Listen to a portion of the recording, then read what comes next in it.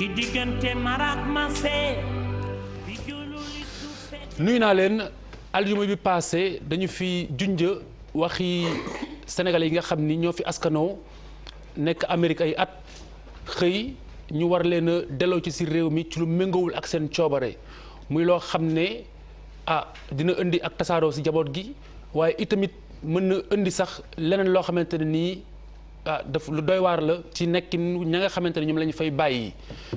loolu nag kilifay Amérique yi nga xamante ne jël nañ ko ñu fàttali ne lu ñu am yelleef la lu ñu am sañ-sañ la ku nekk sa réew te anam yow fa nekk méngoowul boo ca jëlee dogal it kenn mënu la caa wax lenn waaye dafa fekk ne ñu bari ca ñooñi dañuy doomu aadama yoo xam ni lépp li nga xamante ni war nañu wàccoog moom ci anam yi réew mi di doxee ak naka seen i kilifa bëggee ñu ngi koy def waaye ñoom loolu jotewuñu ci ginnaaw jotewuñu ci nag dañu dem ca consulat ba laaj leen kayit gu ñuy woowe sauf-conduit pour mën leen a delloo si fii si réew mi ci anam yu dëppoo ginnaaw bi kilifa yooyu nekk ci consulat ba xam li nga xamante ni moom la mën a jur te méngoowul daal di lànk ba ñu lànkee ñu jéggi leen ñëw laaj kilifa yi ci biir réew mi waaye ajuma laa ko waxoon waaye nëga ni tey dafa mel ni fitna gi gën naa yokku loolee waral ka nga xamante ni bokk na ci ñi leen di taxawu askanoo fi dëkk Amérique tey taxawu ñu bari ci sénégalais yi di maître Malick Diop bëgg na ci jokkoo ak ñun ngir daal di artu waaye tamit li ci gën a fës sax mooy daal di gën a sensibiliser autorités yi pour ñu bàyyi xel ci loolu nga xam ne mën na jur fitna ëllëg docteur maître salaamaaleykum. aleykum salaam Diakhaté. maître Malick Diop dégguma la bu baax donc mais je présume que fii la donc dinañ ko yokk tuuti pour mu gën a leer waaye li ñu bëgg rek mooy déjà nga defal ñu photographie situation bi foofu ca Amérique par rapport ak sénégalais yi ñu fi wax léegi nga xam ni seen lim ëpp na téeméer. waaw ñu ngi lay gërëm di la sant Khalifa ak waa TFM yëpp ci jokko bi ñuy jokko di nuyu waa Sénégal yëpp. di wax ne comme ni nga ko waxee rek xam na ne temps bi bariwul. mais pour def benn photographie nag li ñu koy defee mooy lii dafa nekk lu ñuy wax cri de cœur c'est-à-dire que mu nekk dernier appel ñu ngi ci dernière ligne droite. moment bi ma lay wax sax ñu ngi ma oo di ma wax ne xale yépp actuellement ñu ngi leen dajale fi nga xam ne moom la ñu war leen dugal ci avion pour ñëwaat. pour ñu indi leen Sénégal. te comme ni ñu ko waxee woon rek ñu ngi wax ne woon 137 Sénégalais la. mais yaakaar nañ ne sax ëpp na loolu ñu ngi wax ne mot na 190. ñoo xam ne dañu leen war a déporté. ñu ci bari nag am na ñoo xam ne dañu mës a jalgati yoon ñu jàppoon leen bokk nañ ci mais li ci ëpp mooy xale yi nga xam ne dañu jéemoon a aw ci yoonu Brésil bi te ñoom tim ñëw ba ci frontière mexicaine bi ñu jàppale wax nañu tim ne am na ñoo xam ne tim dañ leen jàpp rek parce que amuñu woon ay këyit moo tax ñu bëgg leen a déporté.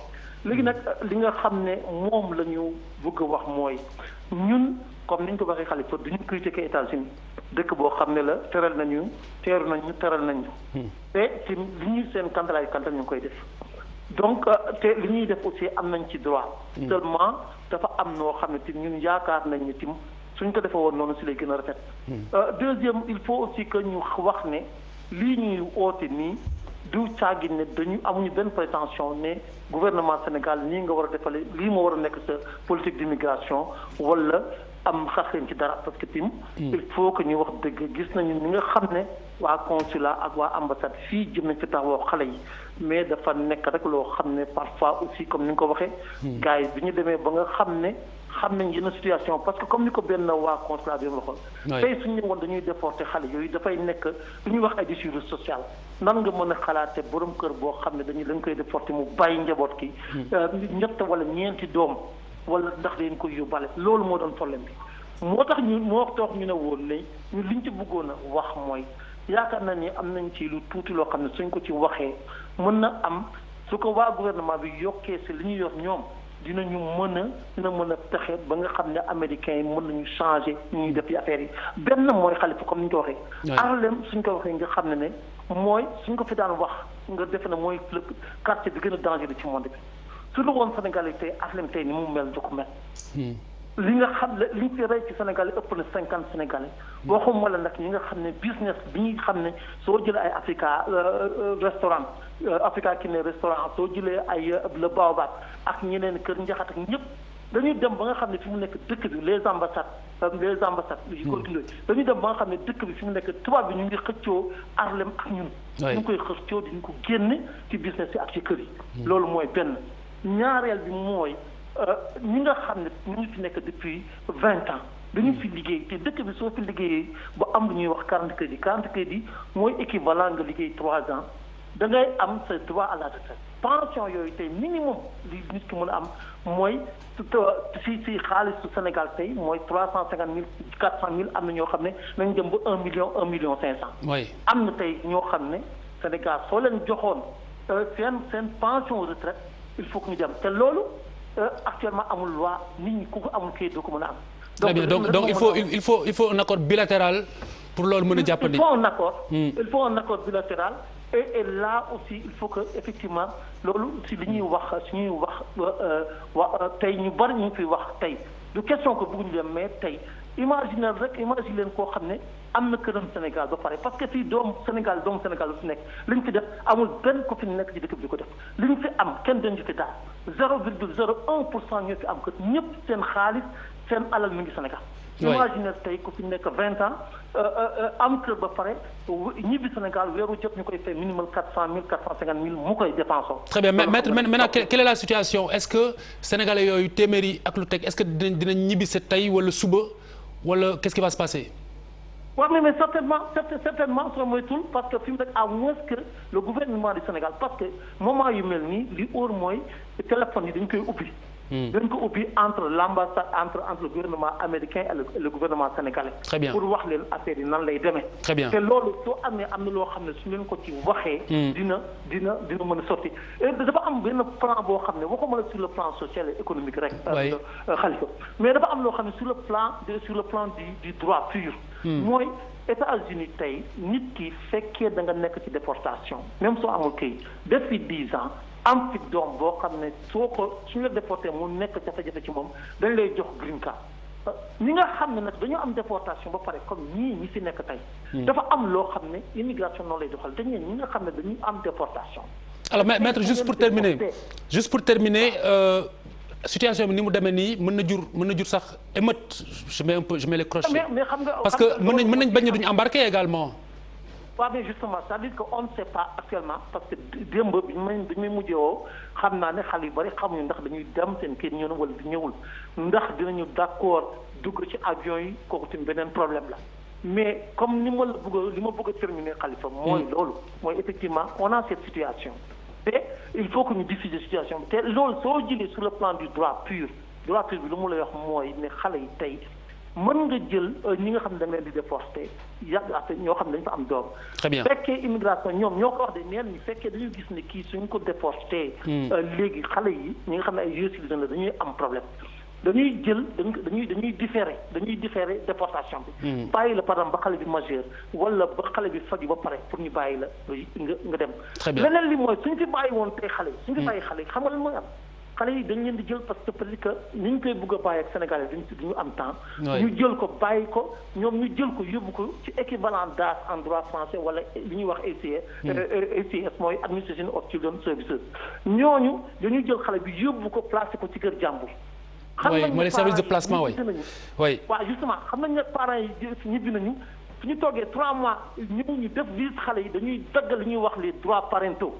dañ koy dagg dañ naa kii nekkatul waajuru xale bi donc ils sont libres de faire adopter l'enfant par quelqu'un d'autre. Très bien merci beaucoup maître Malick Diop di taxaw Sénégal yu bari foofu ci réewum Amérique kon dégg ngeen li nga xamante ni wax na ko je pense que aspect bu mujj bi moo si gën a sax mën a jur njàqare mais dafay situation boo xamante ne nii du ma ko passé dem si bi si topp te interpellé wu ma ñi ma toogal di faral di toog ak ñoom à chaque fois ku nekk wax si ne serait-ce que benn baat. Bouba salaamaaleykum namoon naa la yow la mbir ma di jiiñ américain ci plateau bi donc comment tu lis cette situation. waaw man tam namoon naa la waaw ñoo la raw. waaw yaram bi ñu ngi. alhamdulilah am na féex. yes. waaw c'est vrai que bon. dëkk boo xam ne la xam naa ko man bu baax. oui te zone bu ma xam la. du ma fa def ay at yu bëri. c'est vrai que Amérique bi daan tax ñuy rêver. existeetul. oui Amérique bi daan ubbi buntam ubbi xolam. di la wan ni fii mooy États-Unis boo ko mënee am na benn way boo ne bu ne boo ko mënee boo mënee fexe ba génn ci États-Unis foo dem ci àddina bi di nga ci génn. c'est très important.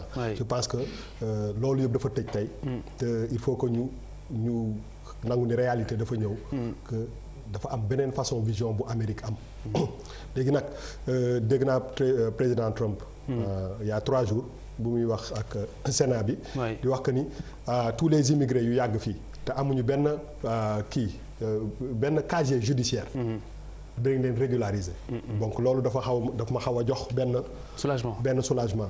c'est vrai que même bu ma nekkee sénégalais c'est très difficile de défendre quelqu'un qui a commis benn crime wala benn loo xam ne du dëgg. parce que dëgg jàmm rek Sénégal moo ci yem foo dem rek da ngay fexe ba jubal. donc ñi nga xam ne jubal nañu. ba te amuñu kayit. je pense que war nañ leen fa bàyyi parce que loolu moo tax ñuy wax Amérique mais di Trump di def actuellement. je pense que man de Amérique boobu bëgguma mu jege ma. très bien Papis. waaw déjà dañuy solidariser wu ak suñu compatriotes yi. mais xam nga dafa am changement boo xamante ne boo amee. da nga ko war a topp c'est-à-dire réalité yi mooy il faut que ñu am courage yu xool les solutions parce que les problèmes sont là. et je crois que problème yi du jeex d'ici 4 ans tant que waa ji mu ngi foofu. li ci gën a yees xam nga Sénégal dafa sori un peu ak États-Unis on parle de 197 wala 137 aujourd'hui. mais Mexique bi nga xamante ne moom la frontière cosaan bi ak économie bi ak lu ñu lëkkaloo ak yëpp. bu fekkee ne Mexique la ñu mënal pardonner di agir ay agissements yoo xamante ne moom la ñuy gis chaque fois. maître muy wax léegi ñi am doom et tout mais récemment dañu wane benn mexicaine dafa mujj dem làqatu ci benn église elle a 4 enfants église bee ko jéem a protéger pour ñu bañ ko expulser ñu ngi koy guettee beneen mesure boo xam ne pour man ça me paraît fondamental c'est-à-dire que par décret un simple agent américain mooy jël décision bu dajee yow ci mbedd bi il peut prendre la décision mu yóbbu la directement à la frontière. oui c'est terrible. mais donc moo tax ma ne il faut qu'on soit courageux. il faut que ñu déjà qu'on accepte qu'il y a des problèmes. qu'il y a des ruptures que ñu envisager les solutions mais pas nekk di ñaxtu wala di joytu di lamenté wu. parce que Trump c'est pas quelqu'un déjà Afrique bokkul sax ci plan de gestion. Afrique bokku ci. depuis 2 ans bu muy dugg ci conquête bi pour le pouvoir. boolewul ci programme Afrique. ba mu ci toogee ba léegi est-ce que mos ngeen dégg muy wax Afrique donc ce sont les Africains qui s'agitent alors que waa ji mais boolewul leen sax ci programme am. donc c'est aux Africains aujourd'hui Sénégalais nous en ce qui nous concerne. nañu jéem a xool lan la ñuy régler problème bi. très bien parce que wax ambassadeur président ak. Union africaine ak. mënuñu ci dara parce que pour moom ñooñu existé wuñu. très bien c'est ça la réalité en fait. alors Yacine Fall aussi américaine parce que dund nga fa lu yàgg également nekkoon nga aussi Nations Unies. lan nga xam ci situation bi. muy situation bu tiis wax dëgg yàlla may massawu ñi nga xam ne ñi ngi ci nekk. ndax képp kuy sénégalais rek. wala ngay doomu aadama rek boo nekkee ci tiis te tiis boobu mu xam ne dafa laal ay xale. waaw rek dina la war a yëngal. ñu war a xam nag tamit Amérique dëgg lañ li fa am lii dafa nekk lu bees. ndax gis nañ ni américains yi gis ngeen marché bu rëy bi fi amoon ci jigéen ñi. ci histoire Amérique fàttalikuñu marché bu toll noonu. ci dit jigéen ñëpp génn ci mbedd mi kon xam nañ ne dëkk ba yëngu na. lu bare yëngu na fa waaye dafay tamit ni yelleefu doomu aadama ak yelleefu doomu aadama ak constitution Amérique ak li ñuy wax tamit ci affaire immigration. nit ku jóge doxam réew naka la ñuy doxalee sa affaire. dafa bare ay poñ. war na poñ yoo xam ne ñun dañ fa demoon di jàng ñu am ay statut jàng nga jóge fa di jàngale ak nga am statut jàngale. nga am carte verte man Amérique carte verte laa fa am waaye man aw ma carte verte sax aw ma ko. te mu mës a nekk Amérique légalement mosuma wut nationalité mosuma wut carte verte. mais toujours légalement laa fa mës a nekk. parce que Sénégal la bëgguma wut benn nationalité. mais ñeneen ñi.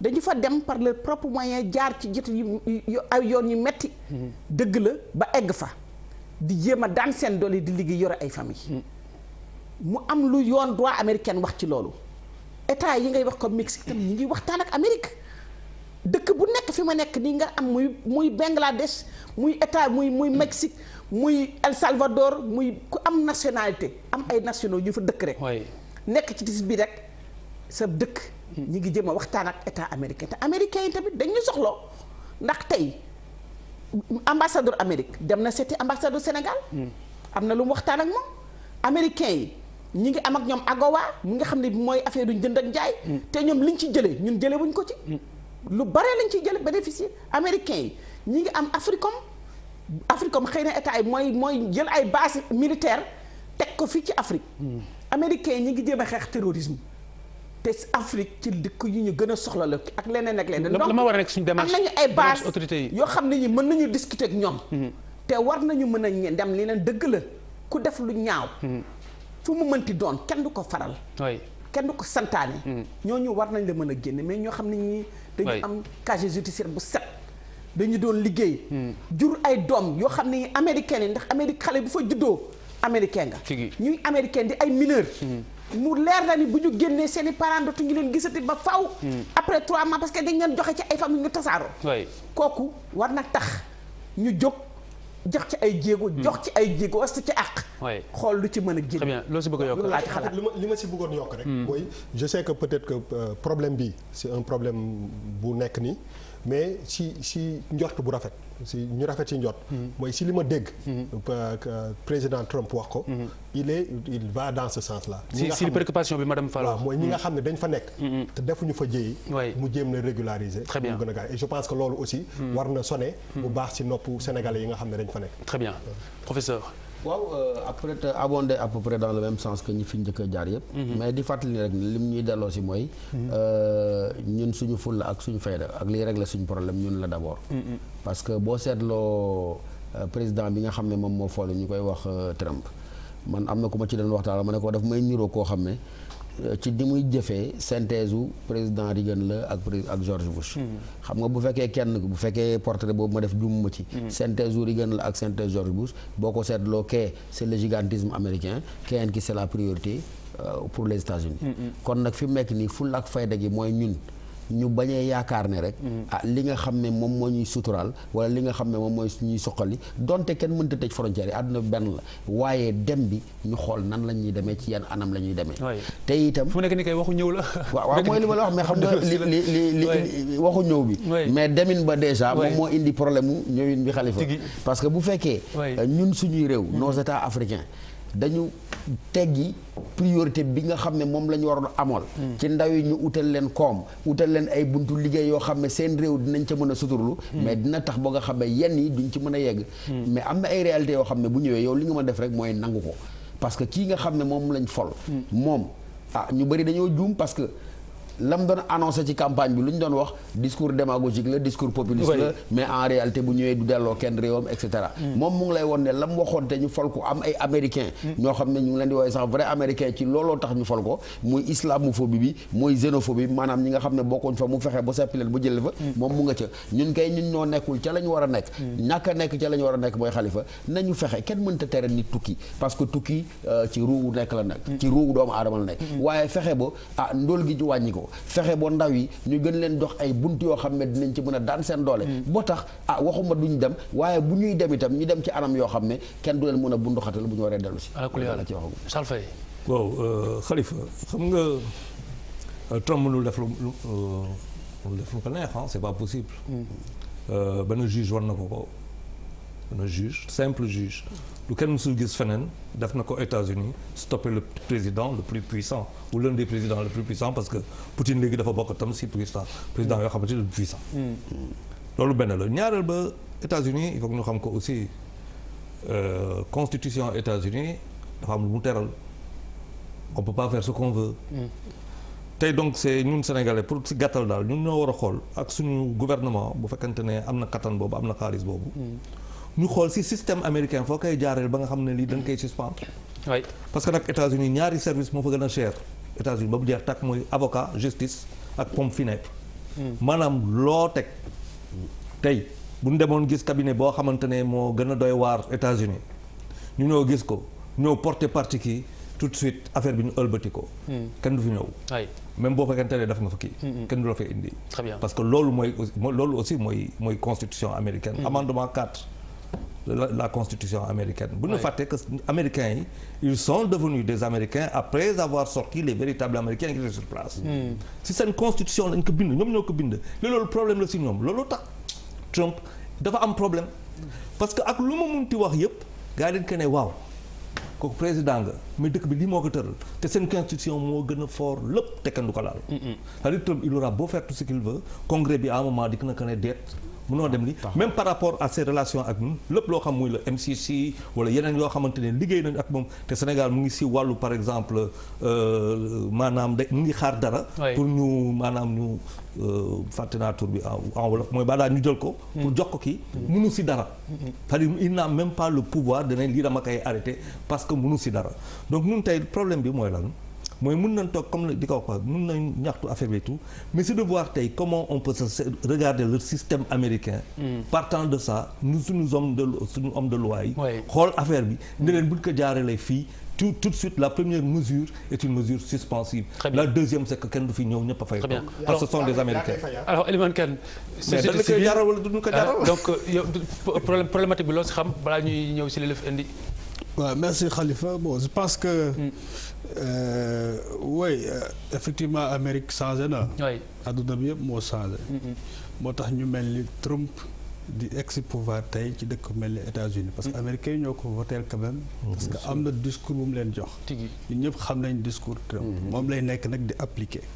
léegi je suis pas d'accord avec Charles lu muy wax parce que effectivement bu fekkee ne Trump dafa bëgg loo xam ne yoon àndu ci du ci mën dara. mais bu fekkee day def loo xam ne yoon maye na ko dina ci mën dara. te situation bii ñu nekk nii nag dafa préoccupante parce que dafa concerner effectivement suñu ay mbokk yi nekk foofu. yoo xam ne effectivement seen situation c'est pas régulière. loolu mooy problème bi. parce que yomboon na nekk foofu def ay affaires ngay liggéey di am sa xaalis mais comme lu ko soxna si wax doo jël temps dem régler ses papiers pour defar ko.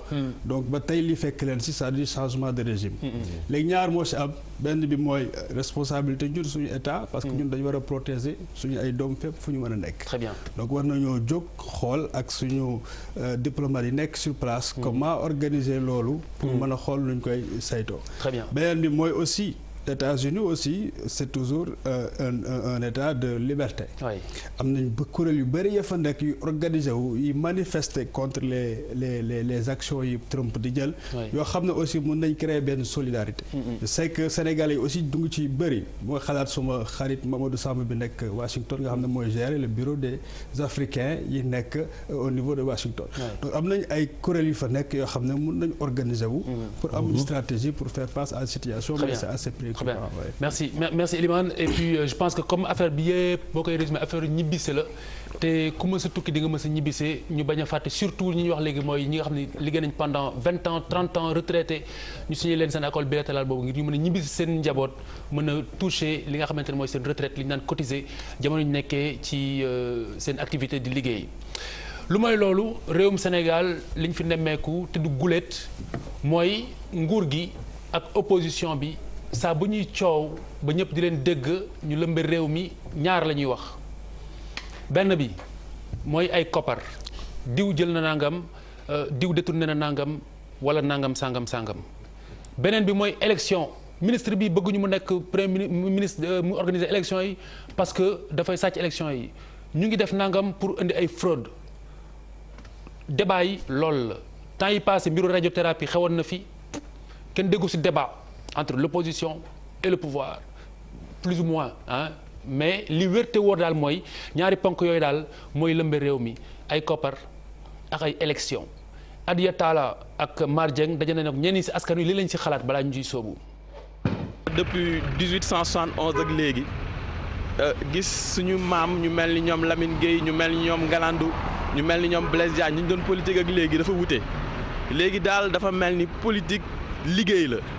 te lépp loo def liggéey rek boo moytuwul dina am beneen gis-gis boo ci taxawee parce que gagne-pain lay doon te gagne-pain boo deful ndànk li nga xam ne gëm nga ko muy ay principe muy ay valeur boo deful ndànk di nga ko sooxe. politique bi daal ni nga ko gisee daal temps yi moom dafa dégueulasse vraiment ne baal ma si ton bi rek mais dafa xaw a ñaaw ni ñu koy waxee. man dama ci gëmul kenn bon amul kenn ku ma ci gëm parce que li ñuy def man maa ko rafetlu parce que politicien dama amul politicien sax buy wax dëgg amul. boo nee APR tey jii ñi ngi nekk par exemple juróomi parti ci Sénégal ñii bu nu ànd ak ñii ànd ak ñii te ñoom ñëpp benn lañ PDS waxi noppi Khalifa Sall voilà ak ñeneen ñu mu àndal benn parti bëgg a am ñetti pàcc wala ñeent déeta waaye nga dem PDS ñii génn ñii bokk ni ñii dañuy dem ñii toog xam nga loolu tamit yow par la suite yow mi nga xamante ne bii citoyen sénégalais nga tey jii boo demee booy voté doo xam fan ngay sànni sa carte parce que ku si nekk yaa ngi xool sa intérêt mën naa jiitu rek am li ma bëgg après mooy loolu noonu. dëkk naa fi ku mel ni Tanor Dieng def benn annonce soi-disant que seen parti bi ndox comme ndox ak jën donc bépp jën bu génne ci biir ndox bi da ngay dee te depuis bu mu waxee loolu man seetlu naa ne képp koo xamante ni bëgg na génne ci moom ñu ngi koy fexal donc man sama xel dalul dama xaw a tiit ak politiciens yi ñuy doxalee. pour man seen intérêt rek la ñuy xool ku nekk li nga bëgg yow boo ko amee ñi ngay àndal ñoo ñu ngay sédd le reste sa yoon nekku ci bu ko defee tamit ñoo ñu yuuxu jéem la fa jëlee pour jéem a yéegal keneen ñoom tamit xool seen intérêt. doy ma parce que du politique xiiroo du politique mu ngaa lañ soxla ñun lu ñuy soxla mooy lu ñuy jëmale kanam di xool aussi suñuy nawle tey yu ñu wër tey fu ñu toll bay jéem a xool na la ñuy génnee seen dëkk ci lu mu ne représentant yi ñu fi teg ñuy déglu ngir yàlla askan wi. damay xool ci télé bi gis ay leader politique yoo xam ne il ne partage pas avec le même camp par exemple koo xam ne il a des démêlés avec la justice ñu ñëw di ko soutenir pourquoi lu tax ñun suñu justice su réew la newu fi pour ma Samba newu fi pour ma Demba pour ñëpp la fi nekkal mais je peux pas comprendre à tout moment yow da ngay nekk di défendre principe yi et si toutefois tu te le de l'autre côté et puis ngay nekk di défendre loo xam ne yow ba ngay nekk à la manette da nangu woo ko war nañ ci jug quoi parce que politique dafa nekk loo xam ne dafa noble da ngay xool yor dëkk réew waxuma sax dëkk réew loolu du lu ñu war a fowee quoi waaw loolu daal dañ koy metti lu franchement et puis na gars yi xoolaat franchement nu ñu politiquer parce que c'est pas ainsi foog ñu dellu si waat daal ci noblesse su politique li waral politique lu mel ni gérer affaire yi nga xam ne moo jëm ci dëkk dans toutes ses facettes loolu war nañ ko xoolaat bi nag dafay aaju ci ay valeurs. alors Elimane Kane Like Afrique mbir mi ni mu demee nii ni ñu posé problématique bi ndax am na lu mu la inspiré soit mu méngoo wala mu safaanoo. oui merci Khalifa ma nuyu d'abord sa gars yi nga bokkal plateau yi ak ñi ñuy seetaan parce que c'est la première fois ma ñëw seen émission bi. débat bi ngeen posé dafa am solo trop. pour Sénégal man de daf ma yàgg soxal. booy seet lu tax man ba li ma toll nii mosuma dugg ci benn parti politique. parce que damay jàpp ne politique bi nu ñu ko tëralee ci Sénégal duñu jëmale fenn ñun citoyens yi. dafa ci njëlbéen mi la depuis nu ñu ko tegee nu ñu tëggee suñu état. ak système politique bi ñu teg bi nga xam ne les modes yi permettre ngay accéder ci pouvoir bi nu ñu ko organiser. loolu moo tax mu naxasaay dès le départ parce que démocratie bi nga xam ne ñu ngi koy woote. te pour man démocratie de façade rek moo am fii Sénégal. ak de libertinage ñaar yooyu ñoo fi am mais démocratie réelle bi nga xam ne mu ngi jël en charge véritablement préoccupation population yi par ak une action politique cohérente et bien structurée. amu fi te loolu lu ko indi mooy rapport bi citoyen bi am ak état bi d'abord nekk état boo xam ne ni état bi dafa mel ni ay lu diis lu ñu teg suñu mbagg parce que du ñun ñoo ko jël teg ko fi dañu ko yen rek ñu tegee ko noonu donc parce que France moo ñu ko fi bàyyil système politique constitution bi fi Senghor njëkk indi bu France la indi rek daal lu koy teg fi fu ñu bind France te dafa Sénégal ni ñu organiser institution yi ak mode d'accession pouvoir élection yooyu yëpp ñu defee ko noonu commencé ñu teg ko ci lan ci parti politique pour nga accéder au pouvoir foog nga jaar ci parti politique mais xam nga ni fii boo waree suñu parti politique yëpp seen mode d'organisation fa la tyrannie commencé fa lañ koy jàngale démocratie amu fa xëy na boo jàngee ci histoire du parti socialiste à l'époque ay Senghor amoon na ay camarades amoon nañ ay débat amoon na démocratie balaa ñuy def dara mais boo seetee après bi Senghor éliminé Mamadou Dia ba jël tout le pouvoir dans ce parti ak ñoom ñi si nekk ñi nga xam ñu ko doon tenir tête ñu mel ay Valdiodio et cetera finalement c'est devenu une vision unique avec un grand patron qui donc finalement loolu la ñu am ci yeneen parti même opposition yu dund PDS en 74 et cetera nga xam ne ñëpp xam nañ ne Abdoulaye Wade moo ko moom saisi sax turam donc bu fekkee ni fi nga xam ne mooy instance yi ñu war a jógee pour accès ci pouvoir bi démocratie amu fa waruloo mën a yaakaar démocratie am ci ñi nga xam ne ñoo la ñuy gérer réew mi parce que ñoom ñooy gérer homme politique yu ñu fa indi donc loolu mooy suñu problème finalement li ci tegu mooy lan mooy clientélisme bi xaalis bi gën a bëri parce que bu njëkk ba xëy na sax xaalis demeewul woon noonu nit ñi amoon nañ ay militants yu xarañ yu bëggoon lañu doon def mais xaalis def ci dugg te mu gën a garaaw nag ci à partir de 2000 xaalis bi dafa gën a bëri parce que ay enjeu millions la woon léegi ay enjeu milliards enjeu yooyu nag moom mooy favoriser caractériser le jeu des acteurs politiques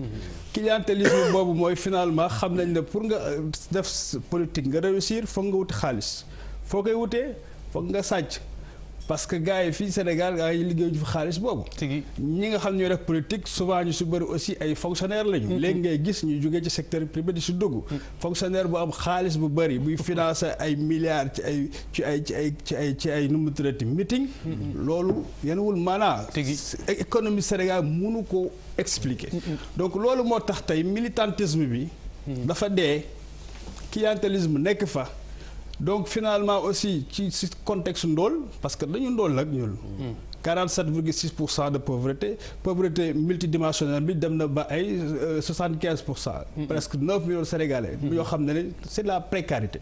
dégg nga donc loolu nag mooy base bi nga xam ne ni ci la stratégie politique boobu di tegu moo tax mu mën a yàgg nekk fi. loolu moo téye système bi tey mais système boobu boo koy seet. du système boo xam ne ni dafay emporter majorité sénégalais yi. c'est encore benn kii aristocratie bu ndaw benn groupe la booy seet li ko sama xarit Ndongo Samba Sylla bu xarañ di woowee le club unique moo fi am. Le gang, on dirait même le gang. Oui, si tu vois, ça c'est plus violent, le gang. Alors donc, effectivement, il y a ce gang qui est là, mais ce sont les mêmes qui se relaient au pouvoir. Oui, tout à fait. Donc, depuis le PS, Abdoulaye Wade sax nu créé par thème, li mu def ak Senghor, et cetera, seen business yu ñu def bi si yoonu Mogadiscio bi, et cetera. ba loolu moo fi nekk tey. Donc, ce sont les mêmes acteurs politiques qui tiennent en otage les Sénégalais depuis. Mais yaakaar naa nag léegi loolu foog mu changé. Xam nga tax mu war a changer. Parce que am na jéego yu bëri ñu def ci affaire gouvernance avec lutte citoyenne. ba tey Khalifa ñëpp xam nañ ne notre pays est géré de façon c'est la gabegie. Rapport boo ci lire di IGE di OFNAC yëpp da ngay naan waaw nous sommes dirigés par des bandits à col blanc loolu mooy réalité bi. boo lire rapport yi xool xuus ci biir da ngay waaru. te gars yi ñooy nekk fii nag di la wax lu kenn xamul. mais ñoom ñooy saax suñu affaire donc loolu mooy système bi fi nekk tey. moo tax askan bi léegi comprendre ne on a des problèmes. jeunes yi surtout nga xam ne tey surtout jeunes yi parce que ñoom tey dañoo am problème seen problème lañu war a régler nag. ñoom parce que ñoom ñoo fi ëpp le tiers de plus du tiers. jeunes yi la. donc seen avenir moo nekk en jeu.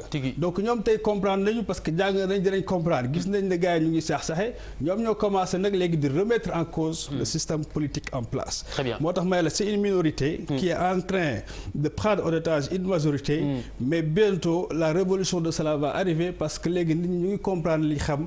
dinañ dem ba. marginaliser le système politique actuel parce que ñoom ñëpp ñu ngi dee. parce que boo xoolee ku mel ni Khalifa Sall dama jox exemple rek. mooy koo xam ne ni dans l'opinion ñu bëri dañ daan wax naan kii sax de moom mooy tane moom vraiment il est seen xamaluñ ko ay casserole. ku mel ni bu ñu wonee finalement que ni moom nekkate moom ñëpp a yem. keneen finalement c'est surtout sur cet ordre de politicien là. qui sera décrédibilisé.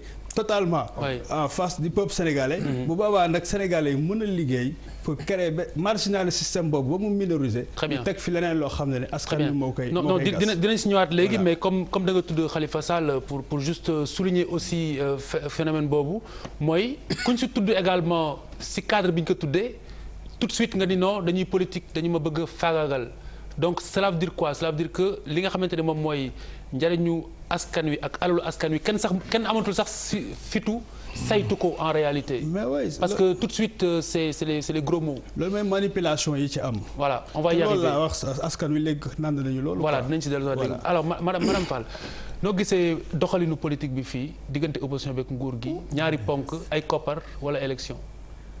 sama càmmiñ bi de analyse bi mu def wax dëgg yàlla. mën naa wax ni analyse bu baax la. waaw solide la. mën nañ ñibbi mën nañ ñibbi dëgg sénégalais bu nekk fii te bokkoo ci parti politique di nga ànd ak li mu wax li ndax nag ñun peuple sénégalais bi. nit ñu nangu liggéey lañu. nit ñu bëgg seen réew lañu. peuple démocrate la. mais nag li ci ëpp leader yi jiite. démocrate esprit démocratique boobu nekk ci nit ñi. nekkul ci njiit yi.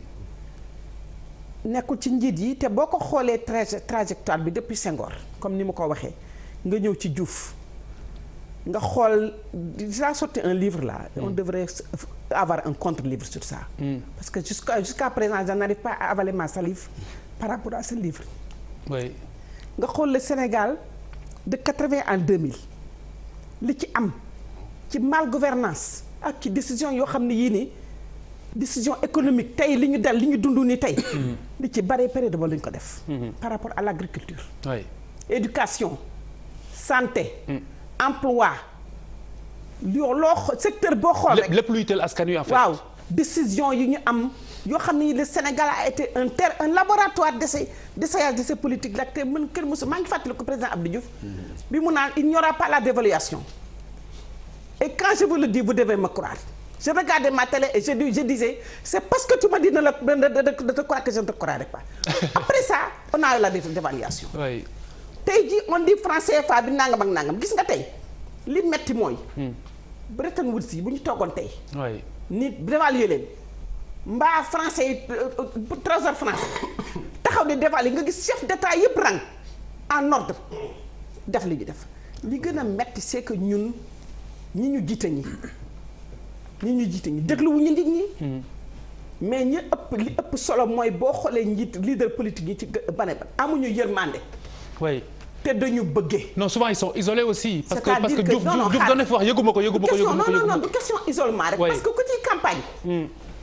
da ngay lu leer ngay wax nit ñi. da ngay wër dëkk bi ni xam naa seen métit xam naa seen tiis lii dinaa ko def lii dinaa buñ la falee nga fàtte bu nit ñi waxee sax nga leen da ngeen bare wax. loolu nag man ci loolu laa xam ne dañ ci war a jóg loolu la ñu war a liggéey. topp nit ñi seen i dige. li may wax obligation de rendre compte moo di ni wareef gi nga xam ni gi en tant que njiit wareef goo amee askan wi. fi kenn sañu fi laal njiit ci réew mi ñoom kenn sañu fi laal njiit ku fi laal njiit. waaw dafa naan pour dellusiwaat ci askan wi. ni leen lii laa leen digoon li ma leen digoon defuma ko. lii moo tax ma def ko wala lii moo tax defuma ko nit ñi mën a xam ni yow da ngay diggee te doo ko def. parce que tant que egguñu ci ñi leader ñi nga xam ne ñeneen ñi leen fal tooguñu ba xam ne.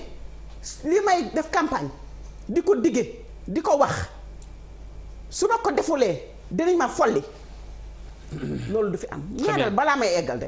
mooy xaalis bi. man dama yaakaar ni démocratie wax naa ko fi keroog.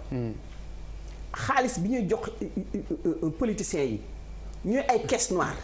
suñu xaalis la kenn waru ko voter assemblée nationale dans un pays démocratique qui se respecte voter la ay milliards ni la jox naa la ko. defal ci lu la neex te doo ma rendre compte mais loolu mooy lan. loolu foofu kooku déjà fondement wu. manque de démocratie la. parce que war nañu mën am moom benn commission. parce que bu ñu nee assemblée ko te mais assemblée ay di fa ne. xam nañ li leen fa teg. te dama leen ci boole ba ñeen war a mën am xaalis bi ñu fi ñu moom. ñu jox ko nit war na mën bu at mi deewee mu ni xaalis bi ngeen ma jox bu dee ay secret la am danañu xaalis ba dafa am fu ñu koy dépenser. foo xam ne mënuñu ko wax mais dina war a am commission. wala ñu mën a toog ñu mën leen rendre compte. mais loolu man tey na sama xel. te xaalis bi. moo indi jafe-jafe Sénégal. te loo xam ne nit ñi dañuy def politique. pour am xaalis parce que da ngay gis koo xam ne kii sama waay fonctionnaire la xëy na 150 francs par mois la daa am salaire. ñu jox ko responsabilité rek mu commencé ñu koy tudde ay lamb. te kenn du ko woo. ni ko yow xaalis bi foo ko jëlee. kër gi nga jënd fi foo ko jëlee mais loolu dafa metti ci xolu nit ñi metti ci xolu Sénégal ci travail yi metti ci xale yi yi nga xam ne bu ñu xoolee te dans 10 ans qu'est-ce que je vais devenir très bien du ñu ko xam merci madame Bouba.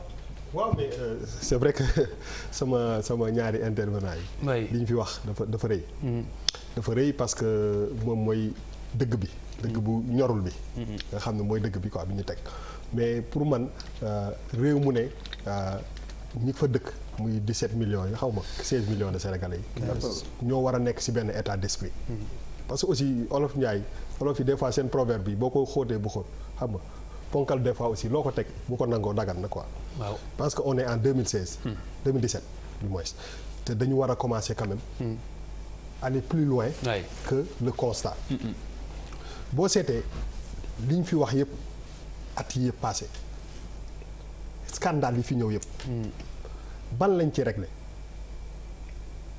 benn ban lañ ci dem jusqu'au bout benn ban lañ ci teg daan nit ba mu mat benn man damay wax tout le temps que ni y a un système de scanner waxoon naa ko fi benn booy tukki di dem Amérique bi ñuy wax boo ñëwee ba aéroport ñu scanner la si tu as des prétentions nga ne dama bëgg a jiite réew wala dama ambition lii ma nekk ci Sénégal gu ndaw gi xam la yow bu baax Sénégal yëpp xam la ñu gëm ci suñu bët naan la parce que yaa def lii wala yaa def lee parce que am na yenn prétention yoo xam ne soo ko amee Khalifa il faut quand même nga clean. C'est la moindre des choses. nga set parce que sa adversaire ki ngay xëccool boo doon bëreeg nit tey jii mais bu gisee bun mais day dóor politique ci àdduna bi yëpp la xew France gis ngeen ko fii moom bu ma doon xalaat ni day dem rek dox jël affaire ba Trump mi moo ci yem aujourd'hui tey jii li képp nga xam ne toogoon nga États-Unis bii ñuy wax Trump ak ambassadeur Russie ci mois yi passé yëpp génn na te loolu dafay dem jusqu'au bout ñi ngi dàq nit yaa ngi démissionné xam nga lu tax parce que s'il y a un problème on le règle on n'a jamais réglé le problème des Sénégalais mais milliards et Khalifa dañuy wax milliards wax kii déglu rek ak élection loolu la ñu wax non dama ne milliards yi ñu fi wax yëpp ban lañ ci réglé ban lañ ci récupéré amul bi si gën a bare de ba tey kan lañ fi tëj plus de 1 an te génnul aujourd'hui yow man ñi nga xam ne ñoom ñooy bëgg nekk président xam nañ seen bopp tu sais y a dafa am benn alternance générationnelle bu ñu am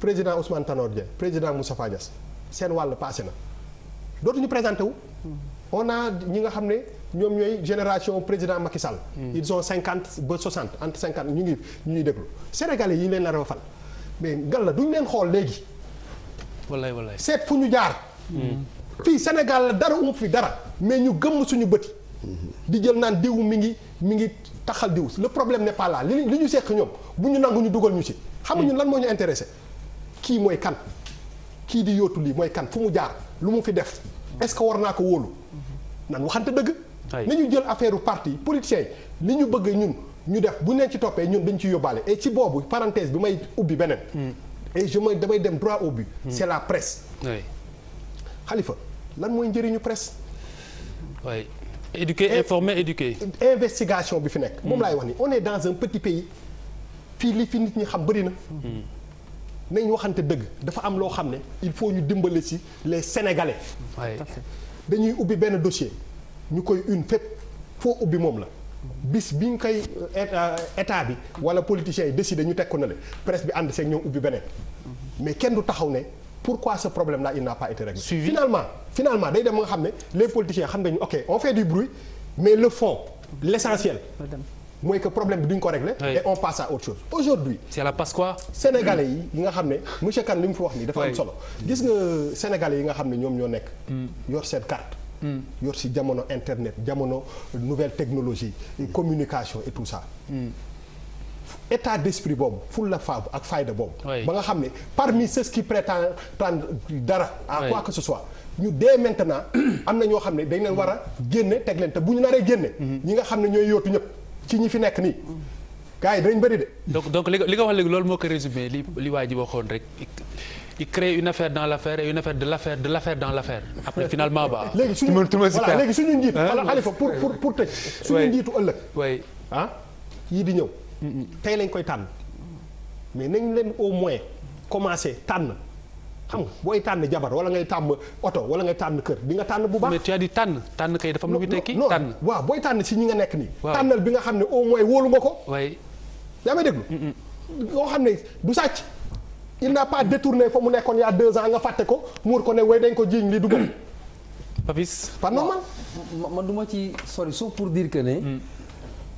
système politique bi ni mu demee nii man je pense que bu ñu yaakaar ne politiciens ñoom ñoo koy changer si bu waree am changement dafa war a jóge ci askan bi parce que tel qu'il est aujourd'hui dafa leen arrangé xam nga dañ dem ba aujourd'hui au Sénégal dafa am lu ñu loo xam dañ ko def comme réalité se servir avant de servir maanaam da ngay politique pour jëriñ sa bopp balaa ngay jëriñ askan bi alors que politique boo xoolee définition bi c'est gérer les affaires de la cité te xam nga cité bu ñu ko waxee du benn nit askanu lëmm moo tax ñuy wax cité donc loolu c'est un état boo xamante ne état de fait la quoi lu ñu mën a constater et damay glisser ci benn affaire c'est tellement vrai et que mu ngi commencer maintenant di fleurir Sénégalais ñu ngi commencer comprendre leur pouvoir ñu ngi commencer comprendre lan lañ war a tekki ci seen réew moo andi xëy na peut-être inspiré même l'APR bi ñuy wax la patrie avant le parti je pense que c'est un slogan qui n'est pas gratuit dafa am fu mu jógee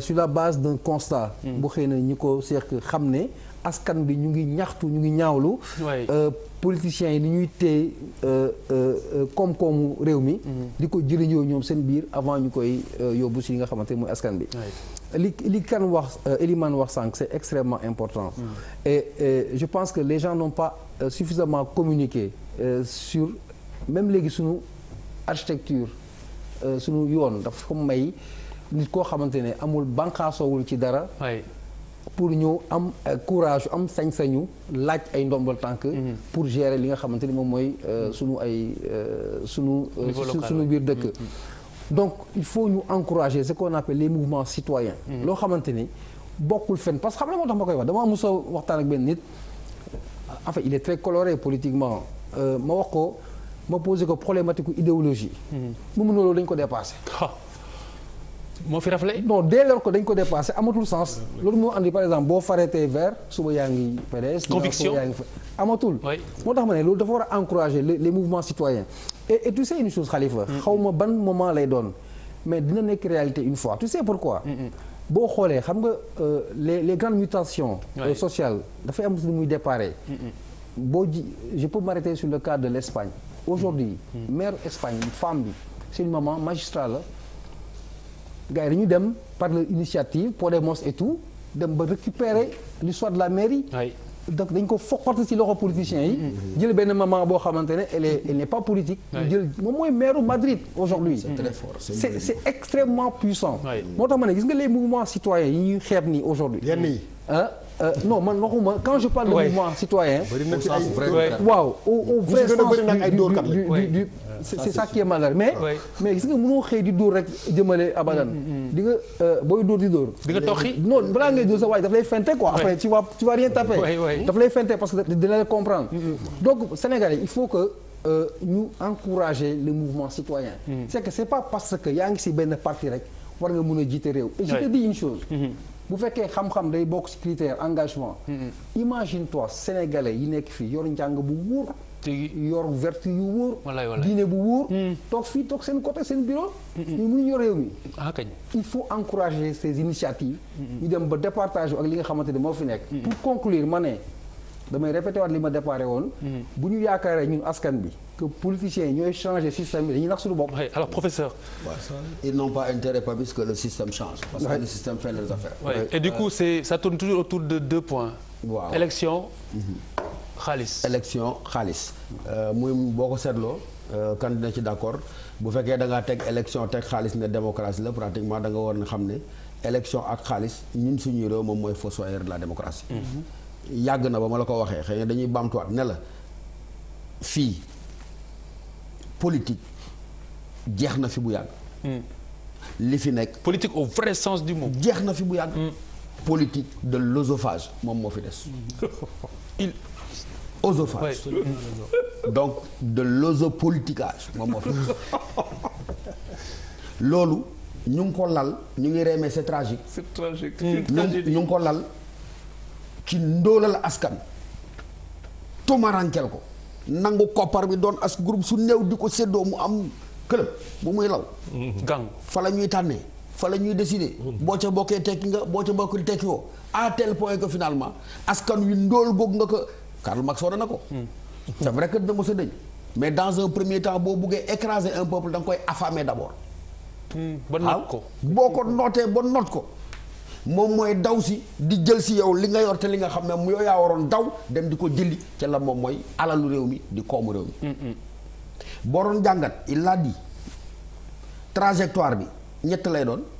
benn bi leaderu la yëpp ba 1960. ay enjeux idéologiques ñoo fi nekkoon. enjeu idéologie yoo xam ne dañ ko importer ca tubaab yi la jógoon mais ça avait un mérite. tubaab yi la nga xam ne day ñëw sur le champ politique day commencer sur le champ social. da nga daan commencer nekk ouvrier nekk syndicaliste porter ay projet après ñëw ci sur le champ politique mu nekk continuation du am benn fracture. parti politique bu nekk syndicat moo ko doon jur. syndicat ba la ko tax a jóg défense des intérêts matériels et moraux d'une corporation. mais bu demee ak idée boobu. boo ñëw ci parti politique leen di tax a jóg mooy un projet un rêve un idéal qu'il s'agit de réaliser. ñangank boo jógee muy Galandou ñoom Carpo ñoom Blaise ba nga ñëw 1960 ñoom Senghor ñoom Mamadou Dia ak ñu ci des. Senghor héritier de ça mooy dem ba jàpp ne.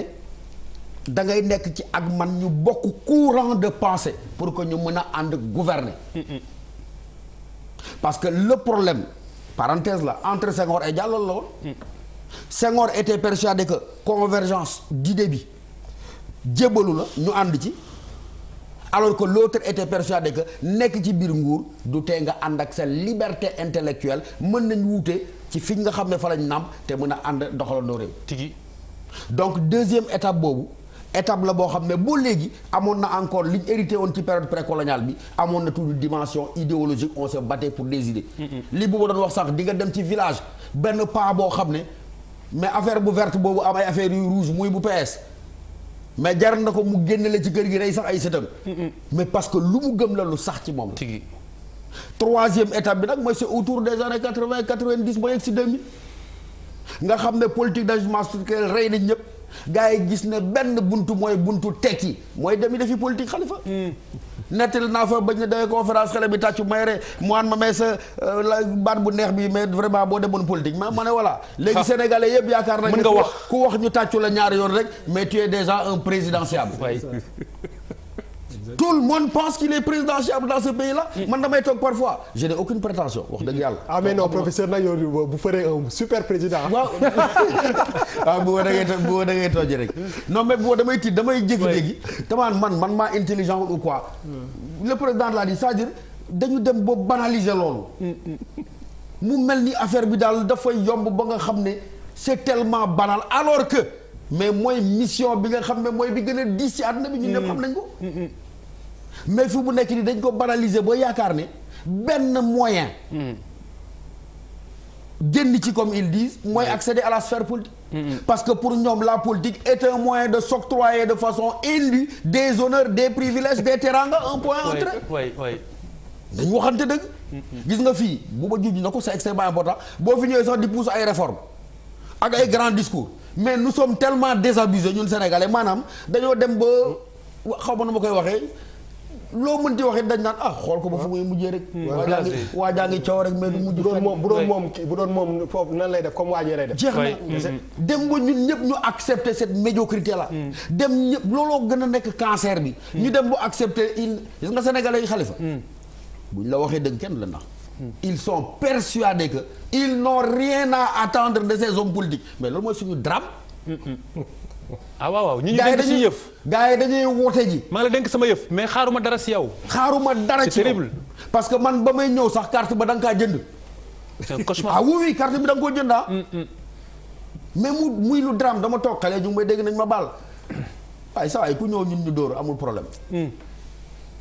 c'est les mêmes individus ñooy ànd ak buuba dem meeting yi fële ca Guédiawaye bu ndaw bële les mêmes individus ànd ak Charles dem meeting yi fële les mêmes individus ànd ak keneen dem meeting yi fële. dañuy vendanger ji. non dañuy góolu. waaw bagage bi waaw dañuy glaner. waaw dañuy glaner. waa léegi réew moo xam ne nag dañuy glaner c'est un réew de glaneur de gladiateur. doy na waar de. mais nous sommes une utopie démocratique. bàyyi leen démocratie ana démocratie lan mooy démocratie. non mais anamu. nous sommes une fiction démocratique amu fi. démocratie liberté. amu fi. de libertinage. de libertinage.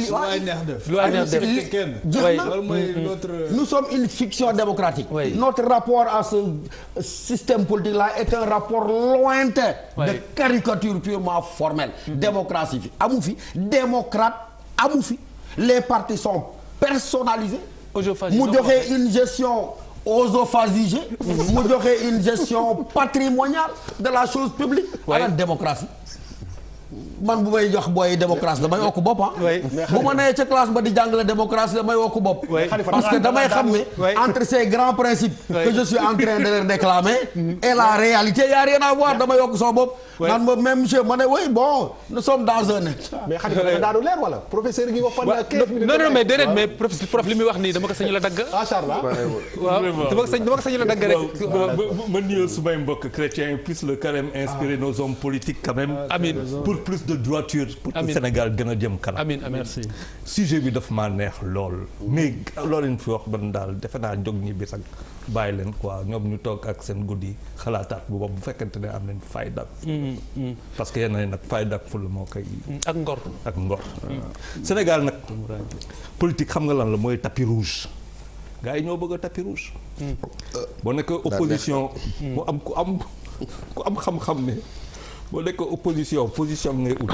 taxawal Pierre dans le plan large bi nga may jox.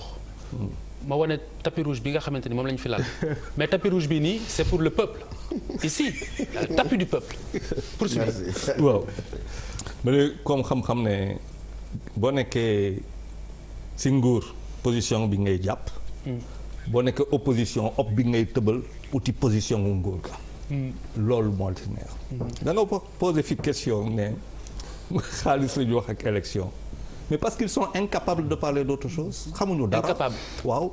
xam nga koo xamante ne université la commencé politique ba tey yaa ngi politique. defoo beneen liggéey lu dul loolu. xam lépp ci ay généralité te xamoo dara ci ay spécificité wala spécialité. amoo métier. tigi loolu moo ñu dal. ñu mel noonu ñu bëri nag lu ma wax ñëpp. mais ñu bëri ñoo si leen bokk. ñu leen di gis nag seen photo boo demee ministère bu ne di nga gis muy bouger ñoom rek dafay bouger bu dul ministère muy bale. ñoom ñoo fi ne lan lañ fi indi. mu am nag événement boo xamante ne am na 2000 et c'est à saluer je suis d'accord avec toi Elimane parce que defe naa lu xew 2000 xew 2012. ñëwaat xaw ma waa 2000 des deux alternances. avec benn peuple boo xamante ne ak benn opinion boo xamante ne dafa gën a dëgër. gën a xam gën a kii day gën a exigeant. léegi bu ñu waree toog fi di wax ci suñuy politique des hommes politiciens yoo xamante ne ils ignorent tout de l'économie politique ils ignorent jusqu'à la structure politique des choix qu'il faut. xamuñu sax lu ñuy def.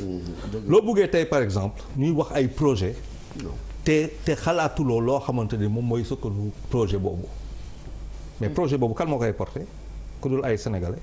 kan moo koy porté ku dul sa administration. kan moo koy porté ku dul say homme politique. qui sont-ils fii la ñu toog fi mu am ñu wax radiothérapie nga wax sànq radiothérapie. une succession de fautes. c'est une succession de fautes tout question da ngay toog kaw mais c'est une succession de fautes buñ ko waxee tey la juum nañu parce que du tey parce que wax naa la fii lañ ko puis en 2000 kii lañ ko inauguré fait en grande pompe ndekete c'était quelque chose de totalement obsolète qu'on avait inauguré pour dire que combien ces gens-là se moquent des Sénégalais problème de nos hommes politiques tey le choix qu'il nous faut doo ma def nga kii. non dagguma la de non walaay dagguma la non mais moi je commence à me poser dagguma la woon de. non dama la gis sa loxo xam nga da ngaa amul def. waaw non mais c'est que je suis hyper actif da ngaa xam politicien ba mel ni ñoom. dama laa xam.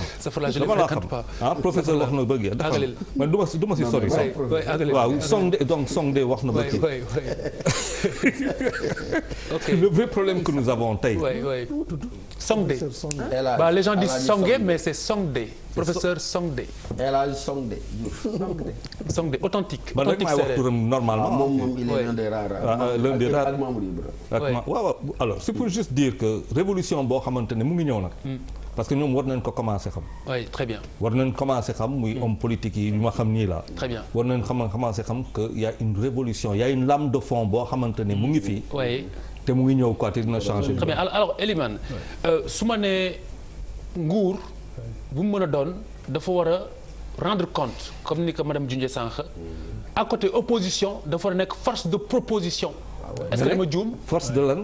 force de proposition ni di inertie nga doon xaw ma je pose une question. Khalifa je réponds à ta question mais boo mu mayee ma ñëw revenir bien sûr avec ci gêne bu professeur exprimé woon tout à l'heure par rapport à ces élèves man expérience bi ma lay jox aussi bi ma nekkee forum civil il y a quelques années avant dafa am benn programme bu ñu fa tëggoon éducation à la citoyenneté active des jeunes ñuy wër école yu bëri di monter ce qu'on appelle les clubs initiatives club intégrité et citoyenneté active ma doon wër dem surtout la région du nord dem naa Fouta boobu yëpp di dugg ci école yi mais benn jour ñuy wax ak xale yi groupe di leen former di leen sensibiliser ci corruption et cetera ñu wax ba yàgg benn xale jóg ne mais monsieur Kane mu ne waaw ma ne ko mais yow dafa mel ni yéen da ngeen ñu bëgg ñun ñu tardé quoi ma ne ko pourquoi ngay wax loolu parce que yi ngeen ñuy wax yëpp ak valeurs yi ñun buñ ko appliqué alors que gars yi fi nekk mag ñi chaque jour nga gis ministre bi sàcc ni li sàcc ni li kon ça veut dire que ñun on va grandir et mourir pauvre. xale bi def ma réflexion boobu xale bu ndaw boo am 15 ans. boobu la senti réaliser gravité action politique bi am ci Sénégal c'est-à-dire logique politicienne bi nga xam ne ci la acteurs yi nekk. bañ a donc intégrer véritablement les gens citoyens de construction nationale. Parfaitement. les questions bi ngay wax sur la redevabilité c'est ça. man d'abord dama am benn terme problème c'est-à-dire dañ naan démocratie il faut que ceux qui sont au pouvoir et ceux qui s'opposent pour moi déjà c'est une vision pour moi manichéenne mais boo xam ne ni pour man non ça ne nous arrange pas bu fekkee ne amul une maturité dans la culture démocratique dans un pays comme ça pour man mun nañ pays yu mel ni Sénégal yi nga xam dañu war a tabax amaguñu dara ce qu'on doit faire c'est être dans une construction nationale. Et pour ñu ñëw si nag il faut ñu génn ci vision manichéenne boobu la mais am ay mode d'organisation yu gën a localisé yoo xam ne pouvoir bi day gën a jege citoyens yi construire avec citoyens des modèles mu yegg mais loolu foog ñu génn aussi ci loo xam ne mu ngi sotti ci discours bi surtout boobu bi muy wax naan léegi daal comme xam nañ ne gars yi lu ñu mel xam nañ ñu fi nekk léegi ku ñëw nañ xool noo mel on est encore dans le présidentialisme dans l'hyper-présidentialisme tant que génn nañu ci loolu duñ ci génn parce que dafa am benn pivot rek boo xam ne moom mooy centraliser lépp tout tourne autour de lui mooy def lu ko neex donc opposition ak parti au pouvoir il faut qu'on revoie cette vision des choses là dans notre démocratie et ça passera par d'abord décapiter le présidentialisme jël ko comme dans l'histoire de Freud sur la foule tuer le père et donc distribuer un peu le patrimoine way naka à l'époque kuy soo xam ne mooy serré boulon mooy dévisser ay marteau la si jël mooy dagg mais loolu nag suñu constitution la ba tey suñu constitution c'était caricatural mais c'est vrai ça foofu laa jàppee ne man Macky Sall a trahi le travail que tout un peuple a fait sur les assises nationales au moins mu woon na régler problème yooyu nga xam ne ni foofu loolu moo tënk suñu démocratie tant que génn ci loolu donc lii dina am opposition day bëgg a ñëw pouvoir day bëgg a maintenir ku su nekk day utiliser moyens yi nga am yu gën a efficace te tey moyen bu gën a efficace mooy nga am xaalis corrompre nit ñi di jënd ay vote loolu moo fi am. donc système boobu foofu na boobu buñ ko tasul. ça va continuer à être comme ça sauf si alternative réelle bi am mooy li ñuy wax c'est-à-dire y a des dynamiques souterraines qui existent. am na gars yi lu ñu ko gis cécité politique moo fi am foog nañ ba léegi mun nañ jëndi gars yi. mais les gens s'organisent au niveau des localités. et bés bu jógee incha allah peut-être daañu wëlbati réew mi. ñu ngi dem fii di dem fee di. daañu wëlbati réew mi. waaw vas-y Bouba. mais Khalifa man en fait si waxtaan bi aussi. dafa am benn point boo xam ne dafa pour man dafa am solo. mooy dafa am benn parti politique bu nekk Sénégal boo xam ne kenn xamu ko. kenn xamu ko. mooy le peuple. parce que boobu moom moo majoritaire. parce que pourquoi on doit obligatoirement choisir parmi ce qui existe déjà. xam nga loolu c'est un problème. parce que il faut pas que ñu rêver aujourd'hui si parti politique yi nekk fii à la limite de loin on connaît entre kan ci ñi nekk fii kan mooy ci suñu prochain président c'est extrêmement grave. et ce parti là bi may wax nii mooy parti bi nga xam ne bokkul ci comme monsieur Kane wax bokkul ci benn parti man bokkuma ci benn Bouba Ndour bokkuma ci benn parti. ñooñu majoritaire. c'est ça mais ñooñu kan mooy seen leader. est-ce que dañu war a dem ci biir parti yi nga xam ne ñoo existé pour trouver suñu leader. donc il faut que moom laa la le vrai pouvoir. aujourd'hui billaay parce que ñu bëri dëgg nañu affaire boobu. léegi ces gens là ñi nga xam ne parce que émission bi ñëpp ñoo koy seetaan. am na ay nit yu toog seen kër. am yéene. am daraja. am taxawaay bu ñu mën a peut-être apporter plus pour dëkk bi. mais ñooñu il faut que ñu am fit. ñu am jàng bu am. wallaay waaw xam nga jàng sax xam nga jàng pour man jàng adaare ma daane ba jàng c'est relatif. si suñu problème mu Afrique. jàng bi moo ci gën a tuuti xam nga moo ci gën a kii. sàcc bi moo ci gën a rëy. je préfère ku jàngul. te du te gore. te am ambition pour sama dëkk kooku xam ne dafa jàng boo xam ne li mu jàng yëpp nu mu ma sàccee rek la koy utiliser. foofu rek laay daaneel. on parle dans la. parce que damay daaneel pour dire que aussi bu may wax problème mu état d'esprit moom mooy que li ñu yóbbu ci beneen étape bi. mais que il faut que nit ñi loolu mu résonner ci seen bopp yi. et peut-être que c'est ça qui va faire de sorte que. certaines têtes vont émerger génn. mais bon peut-être que y a une majorité silencieuse bu taxaw fële. yore carte di xaar kan moo ma mën a inspirer kan moo mën a aspirer. pour ma mën a et je pense que ça c'est important. mais wax sànq ma jàng bi dama ne y a des Sénégalais. y en a plein yu bëri yoo xamante ne. dañoo rassembler critères yëpp pour jiite réew. après ils sont dégoûtés pour ñu xool. moo tax pourquoi ma doon enfoncé ci sillage wu. mouvement citoyen boo ko déggee mooy. yoo xamante du jóge ci bànqaaso ci wàllu politique. ay doomu Sénégal lay doon. yoo xam ne dañoo bëgg seen réew mat ko fees ko ñëw jël les choses en main. et puis proposer d'autres choses. li ma ci yokk li moo doon wax. ko waajooju am na. par exemple waajoo nga xam ne il est compétent il a toutes les vertus nangam bu ba souhaité mu jóg dugg xam nga lu tax du gaaw a dugg ci biir géew bi parce que déjà culture de base ba mu fay fekk il faut nga retravailler ko quelle que soit sa vertu fi mu toll nii quelle que soit sa pertinence tant que retravailler les mentalités en profondeur ba ñu xam ne politique ci xel la ci projet de société la mais ça waay ce sera le sort réservé à Cheikh Anta Diop qui va être réservé. Très bien. Cheikh Anta dafa ñëw ak xam-xam bu bari. ñeneen ñi ñëw ak populisme bu bari. ils l'ont dévoré.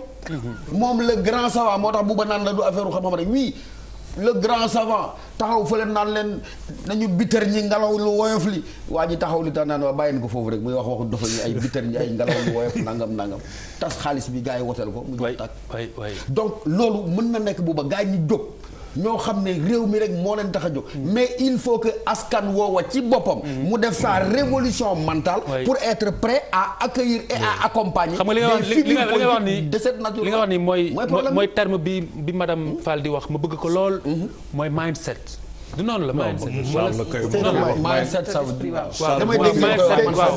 état d'esprit naka state of mind waaw il faut state of mind bi ñu kii ko moom mooy état d'esprit waaw état d'esprit il faut ñu kii ko c'est toute une culture qu'il faut inventer parce que culture démocratique absolument léegi madame li ma wax sànq ndax gis nga ni dama juum nguur dafay rendre compte loolu d'accord nañ ci parce que léegi mais opposition force de proposition man dama naan bu dee ñëpp réew mais ñu ñor boo xoolee Sénégal oui boo xoolee ñi ne ci parti yi ak ñi ne ci parti yi muy nguur gi ak opposition. mais minorité lañu par rapport ak ñun. bien sûr ñi nekkul ci parti yi.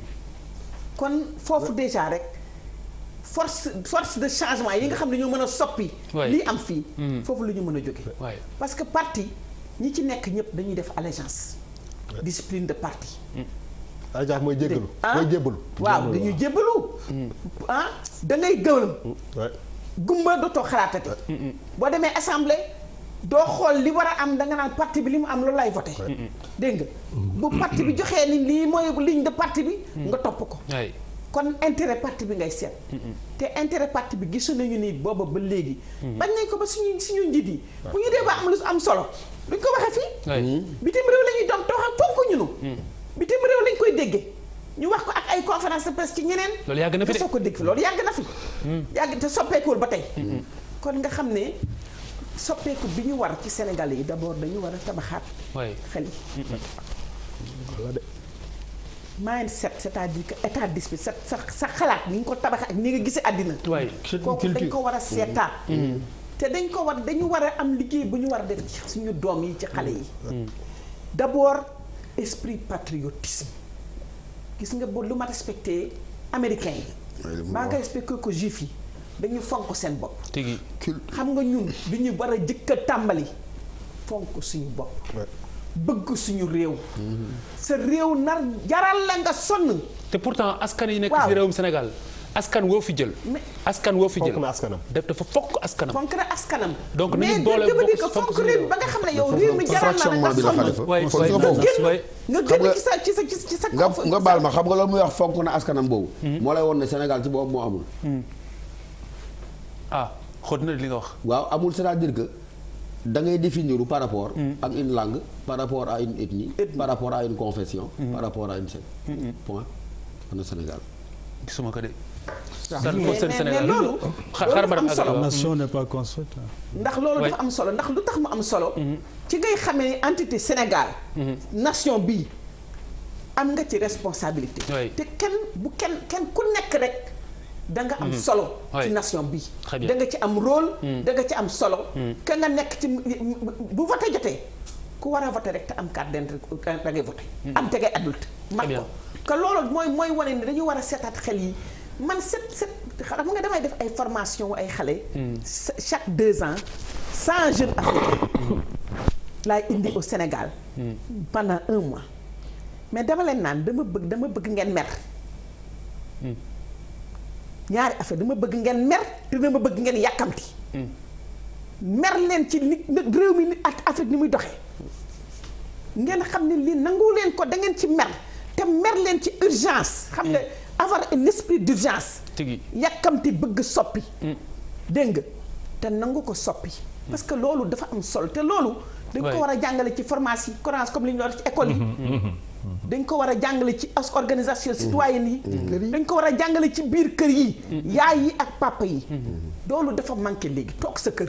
fay télé bi. fay rajo bi. waxtaan ak xale yi. añ jot mu fekk la sa kër nga añ ak say doom ak say kili nga waxtaan ak ñoom. la ngeen jàng école mais la ngeen xalaat ci seetaan journal. waxtaan ceeg xale yi. ni leen lii man ba sama sët. bu am 5 ans. sama doom dafa yaay kii dafa man ko dama koy jàngal àddina. parce que léegi dara foog mu comprendre. il faut jàppale nawle donc loolu dafa am solo dañ ciy war di liggéey. li ma dama dem benn réew Afrique balaa may dem si kii bi ci avant dernière question bi nga xam digression la. li ma marqué si réew moomu. oui Charles. oui parce que man tu me donnes pas la parole. comment ça je te donne pas la parole. Charles écoute-moi bien. écoute-moi bien. non il a raison. waaw déglu leen ma. non il a raison d'accord. je suis pas d'accord. mais déglu leen ma xam nga Charles. écoutez-moi xam nga l'émission on est tous d'accord que émission bi dañ ko chapitré n'est-ce pas chapitrage boobu. chapitre bu jot da nga si am kàddu bu sooyee suñu borom. léegi teyal rek politicien rek même ma àggali. léegi li ma waxoon li ma marqué si réew moom lu mu doon. dama dugg si ngandam avenue ba but drapeau réew mi rek ngay gis. drapeau réew mi rek. Sénégal ana fooy dox bay gis drapeau réew mi. drapeau réew mi tant que présent wul si bëtu xale yi du ñu am cette fibre la patriotique. Amérique kër goo dem dañuy génne drapeau bu ñu xëyee dañuy koy génne. samp ko il faut ñu gëm loolu. digression bi ma bëgg a def nag mu ngi aju ci ba tey ci autorités yi. en général muy nguur gi wala ñi fi jaar ak ñi di waaj a ñëw. il me semblait que dañu ne woon dañuy tere autorités yi di parrainer yenn xew-xew yi nga xam ne dañ fay yàqee.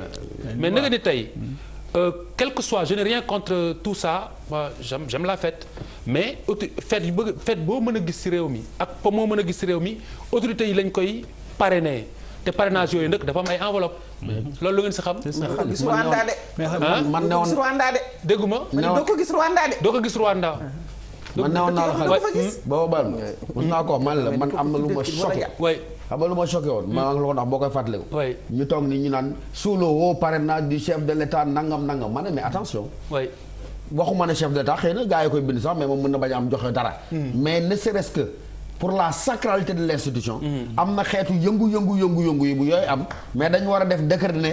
turu président de la République turu madame président de la République warul bokk ci loola. loolu lu ñu digale woon. d'accord parce que lu ñu digale woon.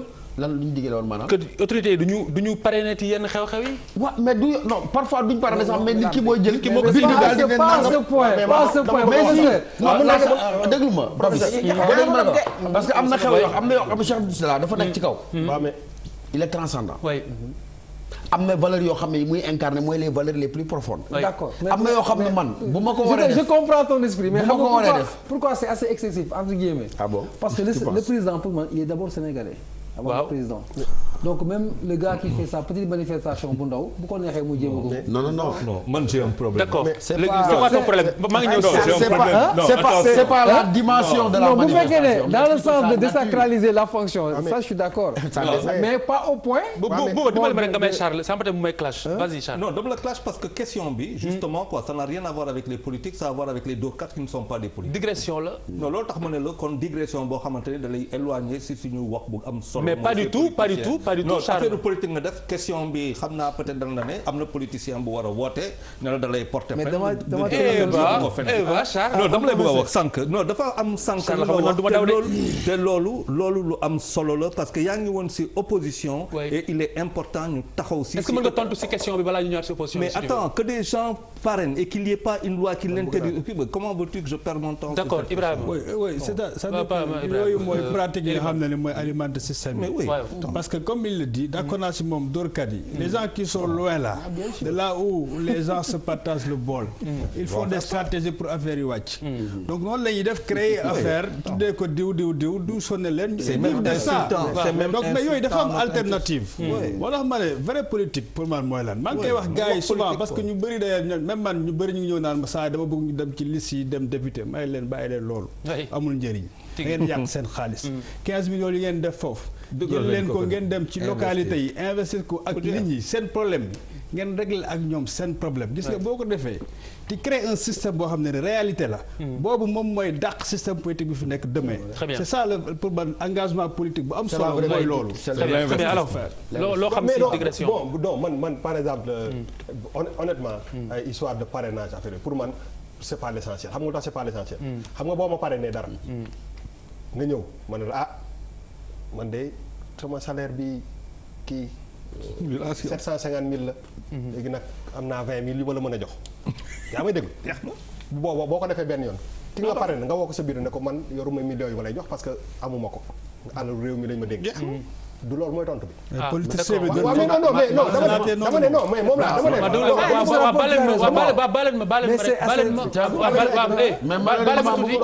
parce que dafa am loo xam nga baal ma jël kilifa gis ligne bi rek le ministre de l'élevage Aminata Mbengue Ndiaye bonsoir madame le ministre. bonsoir. na nga def soxna si ñu ngi laa nuyu. ça va bien ça va. jërëjëf ñu ngi lay déglu. da nga seetaan ba si yàgg oote. waaw bonsoir maa ngi leen di nuyu. oui. baat bi dafa xaw a dee nag. non mais ñu ngi laa dégg leer na. waaw man dama amul chance tey parce que fi ma leen jëlee dafa xaw a bi muy bëgg a jeex la pratiquement. très bien. te mais li ma ci jot a dégg. c'est que da ngeen a dëkkal léeg da ngeen di dëkkal yéen politiciens yi foo nga xam ne dëkkuñu fa. am na ñoo nga xam ne c'est des professionnels de la politique. bokkuñu ak ñi nga xam ni du ñuy def politique par conviction du ñuy def politique parce que gëm-gëm la ci ñoom. du ñuy def politique également autrement que yéen nii nga xam ne noonu ngeen ñuy woowee Yacine Fall moomu toog. moom xam na ma. dama ko dégg léegi mi ngi cité sax di wax certains pays yoo nga xam ne am na loo nga xam ne duñu ko def. mais fii également am na loo nga xam ne am na ay nit yoo nga xam ne ñu ngi dans la politique te àddina jarul leen def ko. tigi donc bu ngeen jëlee ñëpp nag mettre leen dans un même. ah non madame non c'est pas ce qu'on a fait hein. on met pas tout le monde dans le même sac. c'est du loolu du esprit bi en tout cas. madame ñu ngi lay dégg madame le ministre. allo. waaw mais dama leen a bëgg a wax rek ni leen. li ngeen di def nii ñun man am na ñu bari ñoo nga xam ne duñu ciy jàng lu bari. dëgg la. moo. waaw déglu télé bi parce que dafa am décalage déglul rek déglul wax continuer wax rek. déglu si téléphone bi loolu moo tax nag. am na loolu bu ngeen ko dee def wala ngeen di ko wax dafay am leneen lu muy dugal ci bopp nit ñi. loo nga xam ne du lu jaadu. voilà. très bien merci beaucoup madame le ministre. oui man bis fu nekk ma dégg leen par exemple ngeen waxtaane loo nga xam ne ci biir parti socialiste. wala ma dégg ñoo nga xam ne duñu ciy wax. lu mel na bu la nit déggee day mel na lu dëgg la te amul absolument dara lu ci am. gis ngeen li ñu naan que ñun duñuy toog y a pas de démocratie au sein des partis am na loo nga xam ne vraiment bu ngeen xamoon ñun par exemple ni ñuy fonctionner au niveau du parti socialiste. wala ngeen xam la valeur des personnes qui sont à l'intérieur léeg-léeg ñu dëkkal ñu ci kër yoo nga xam ne dëkkuñu fa. ñun amul benn débat boo nga xam ne mënuñu ko débattre au niveau du parti socialiste. oui très bien alors madame damay bàyyi. dinaa am beneen moment du ñàkk sax ma dikk ngeen invité waale ma.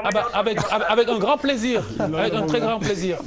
jërëjëf Aminata Mbengue Ndiaye parti socialiste et ministre de l'élevage merci beaucoup venez quand vous voulez saa bu la neexee ñëwal fii yëf yi ñëpp la ñëpp ku bëgg réagir professeur. voilà ñu elle a interpellé d'abord. waaw man comme madame le ministre dafa interpellé.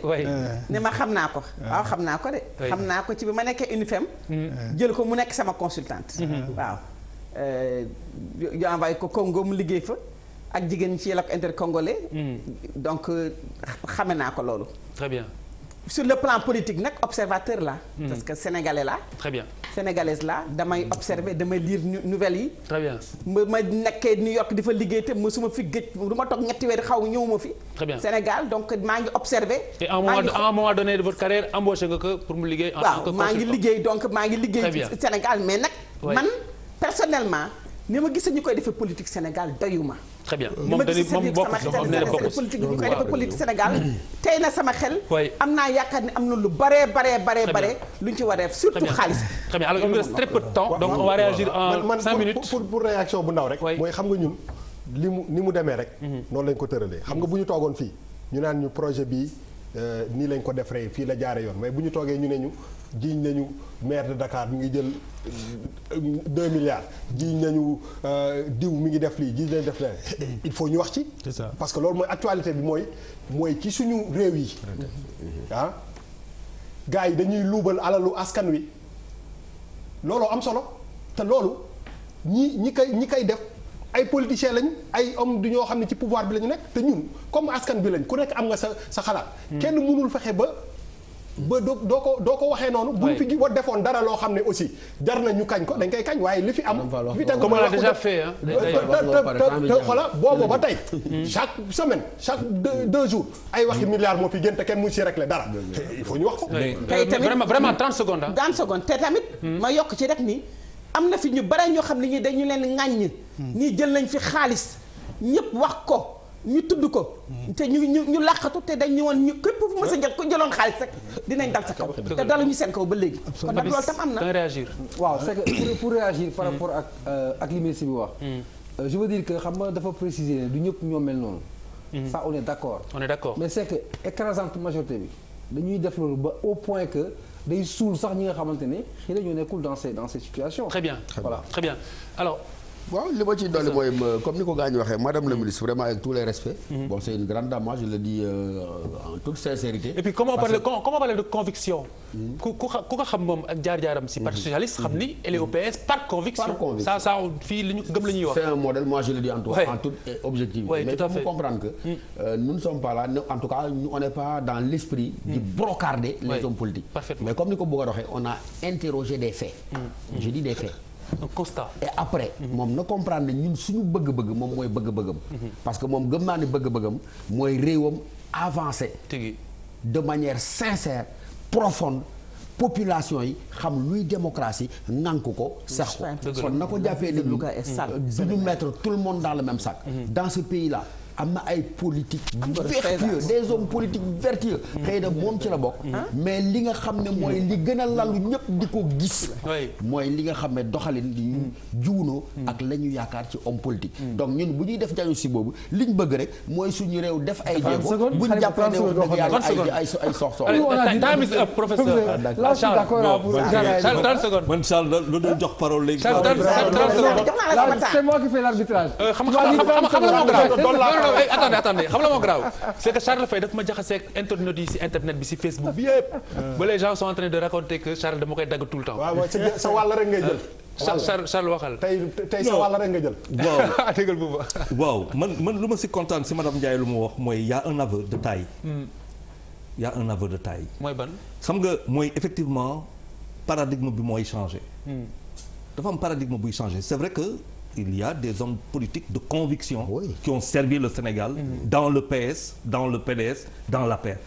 mënul ñàkk am na ñoo xamante ne sénégalais am na fi problème bi du foofu du ñooñu problème bi du ñooñu c'est une goutte d'eau dans la mer problème bi tey mooy sax foofu laa bëggoon wax quoi mooy gis nga boo xoolee bu baax suñuy hommes politiques yi quand ils sont dans l'opposition tout ce que le pouvoir fait est mauvais loolu lañ xam loolu lañ leen jàngal loolu la ñuy wax le PSE c'est pas bon l'école du parti loolu lañ leen jàngal ça veut dire il n'y a aucune boo ne force de proposition mën na la inertie la incapacité notoire de réflexion parce que c'est génétique noonu lañ ko jëlee et c'est une véritable catastrophe parce que mënul am force de proposition donc boo toogee noonu yow nga xaar selon le discours change selon que je suis sûr ou en bas il y a un problème qui se pose de ce point de vue là loolu moo ñu tardel et ñoom ñëpp ils sont pareils de ce point de vue ku si changer rek am lu mu wax. et am na parti bari yoo xamante ni frustration moo leen jur.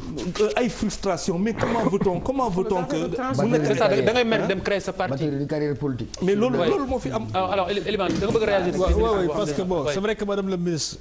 xam naa ko un peu parce que collaboré naa ak moom bi may mettre en place benn programme de développement local. au nord Louga bokkoon na si.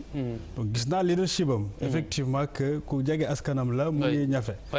mais là aussi dafay défendre paroisse am parce que li mu wax man